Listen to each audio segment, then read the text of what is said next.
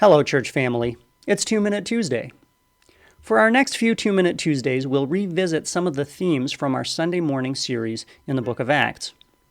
As many of you know, I worked my way through college as a delivery truck driver. Shortly after I graduated, a coworker came up to me and asked, "What are you still doing here?" It was a legitimate question. Students rarely stayed on after they'd gotten their degrees. But I said, I don't know, I guess I'm just sticking with this until God shows me my next move. Does that sound crazy? He looked me in the eye and said, yes it does. This past Sunday, we looked at Acts chapter 9 and got the account of the conversion of the Apostle Paul. In the process, we considered the matter of calling.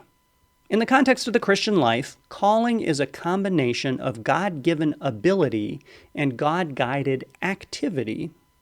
We asked the question, what does it mean to live according to God's gifting and God's guidance? Proverbs 16 verse 3 answers that question this way: commit to the Lord whatever you do, and He will establish your plans.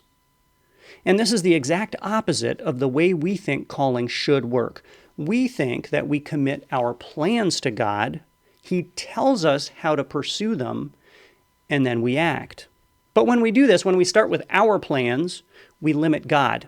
We tell God, for example, that He is free to direct us to the right job as long as that job is in our preferred field. Or we tell God He's free to point us to the right life partner, but not to life without a partner. Not only do we limit God, but we also overlook the fact that God's priority for us is not a specific life destination, but rather a lifetime of Christ-shaped character formation. God, through His Word, tells us to commit to Him our every action. He says, commit everything you do to my stated will. And in the context of this commitment, God says, I will establish your life plan. As a 21-year-old, I didn't say, I'm going to Detroit to become a pastor.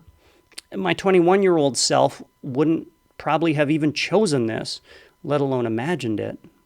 So how did I end up here? Well, just one step at a time. Multiple jobs, degrees from several institutes of higher learning, 8 homes in 4 cities, but one commitment. A commitment not to a career, but to a calling. The calling to serve Christ as faithfully as possible in whatever I was doing at the moment. Truck driver, student, spouse, counseling intern, eventually pastor. None of my major life decisions was planned ahead of time, but each one made sense at the time. When I needed a job, God provided a job. When I needed to choose a course of study, God closed one door and opened another. For most of my adult life, I haven't known with any certainty that I'd be in the same place doing the same thing at the same time next year. And that sounds crazy. Or it would sound crazy if you didn't believe that God knows where you have to be and what you have to be doing. As long as He knows, you don't have to know. And best of all, you don't have to worry. So how do you discern God's call? You just commit your life to Him. You treat everything you do as an expression of that commitment, and He will get you exactly where you need to be, when you need to be there, one step at a time.